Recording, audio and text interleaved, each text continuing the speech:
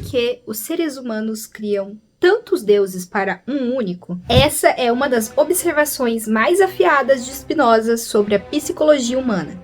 Para ele, a razão pela qual criamos 1000 deuses para um não é por maldade, mas por uma combinação de medo e imaginação. O Deus, a nossa imagem e semelhança. Spinoza dizia que os seres humanos são profundamente narcisistas. Como não conseguimos entender uma substância infinita que não tem sentimentos, nós projetamos o que somos no todo. Se um triângulo pudesse pensar, ele pensaria que Deus é um triângulo perfeito.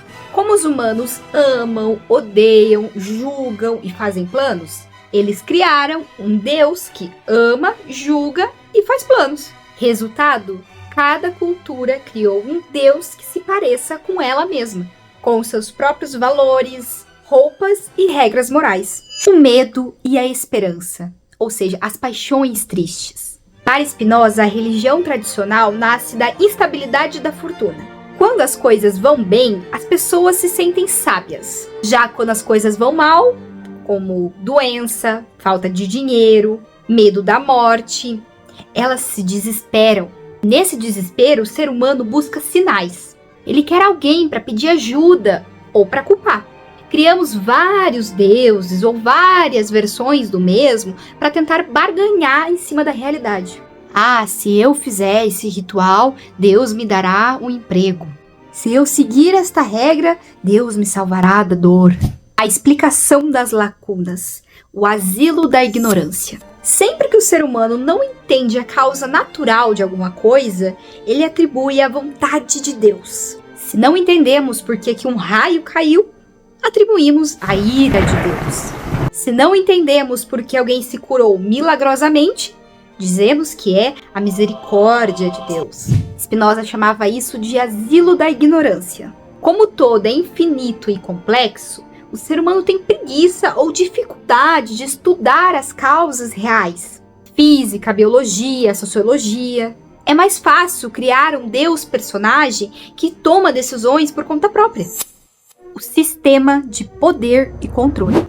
Spinoza também era muito crítico em relação a como as instituições usavam essa multiplicação de deuses.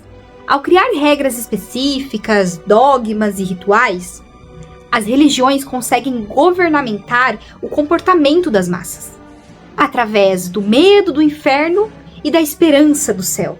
Se todos entendessem que Deus é a natureza e que as leis são fixas, não haveria necessidade de intermediários, padres, pastores, gurus, para falar com Deus por você. Em resumo, criamos vários deuses porque temos medo de nos sentirmos sozinhos em um universo que não nos deve nada. Mas Spinoza mostra que, ao aceitar o único, a natureza, descobrimos que nunca estivemos sozinhos, pois somos parte dela. Mas se Deus é o todo, por que Spinoza estaria certo? Sendo que, se Deus é o todo, ele é todas as religiões que existem. Umbanda, gnosticismo, cristianismo, catolicismo. Spinoza não diz que as outras religiões elas são falsas, no sentido de que elas não existem, mas apenas que elas são imaginações, que é o primeiro nível de conhecimento. Deus é as versões religiosas que existem? Sim. Os rituais da Umbanda, a fé do cristianismo, os mitos do gnosticismo, são todos modos de pensar em Deus. Eles fazem parte do todo. O erro está na interpretação. O problema para Spinoza é que as religiões atribuem características humanas em Deus, como vontade, raiva, ciúmes, plano de salvação. É como se um triângulo dissesse que Deus é um triângulo perfeito, ou um círculo dissesse que Deus é redondo. Mas por que Spinoza seria o mais correto, o mais certo seria ele, a filosofia de Spinoza? Ele argumenta que a filosofia, a razão, consegue ver as regras por trás do jogo. Enquanto a religião vê o milagre ou o castigo, que é uma perspectiva subjetiva, o filósofo vê a lei natural, que é uma perspectiva objetiva.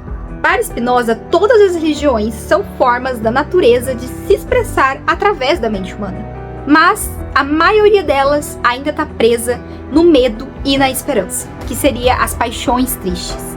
A filosofia de Spinoza seria a tentativa de ver Deus como ele é, e não como nós gostaríamos que ele fosse.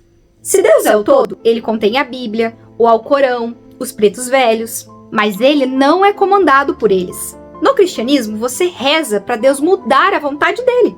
Em Spinoza, rezar para Deus mudar a vontade dele é como rezar para que 2 mais 2 seja 5. Não faz sentido, porque Deus, ele é a própria lógica do universo. Tá, então Deus, o todo, ele tem consciência de ter sido eu? Dá a impressão de que ele é separado de mim. Tipo, o todo tá ali, eu tô aqui, e o todo sabe que ele é eu? Eu sei que eu sou o todo, mas ele sabe? Tipo, ele tem uma consciência? Aqui vem a parte que mais confunde. Você sente que é Deus, um observador, lá fora que olha pra você aqui embaixo. Apague essa imagem. Deus não é um ele. Deus é o sistema. Quando você sente fome, é Deus sentindo fome através de você. Quando você estuda linguística, é Deus pensando linguística através de você. Não há separação. Deus não sabe que você existe como se estivesse lendo um livro sobre você. Ele sabe porque ele é você naquele exato ponto do espaço e do tempo. A confusão vem porque a sua mente está focada apenas no seu pedaço, enquanto o todo é consciente de todos os pedaços ao mesmo tempo. E eu vou me tornar infinita ou infinito, ou eu já sou infinita e já sou o infinito. Você já é, mas existe uma diferença entre saber e ser. Imagina um milionário que perdeu a memória e vive como um mendigo na rua. Ele já é rico, mas sofre como mendigo porque ele não sabe da sua conta bancária. Nós somos mendigos espirituais. Somos infinitos, mas vivemos com medo da morte, com inveja, com raiva e com pressa, como se fôssemos apenas um corpinho frágil que fosse sumir. Você não vai ganhar nada do que já não tenha. Você vai apenas perder o medo de perder o que você acha que é seu. Tá, e depois que eu sei de tudo isso, eu tenho o papel de despertar outras pessoas? Não existe um dever ou uma missão divina. No entanto, quando você entende essa verdade, a sua alegria aumenta. E o seu medo diminui.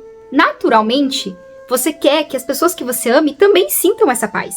Spinoza diz que nada é mais útil ao homem do que outro homem que vive sobre a orientação da razão. Ou seja, ajudar os outros a despertar é o maior ato de egoísmo inteligente que existe.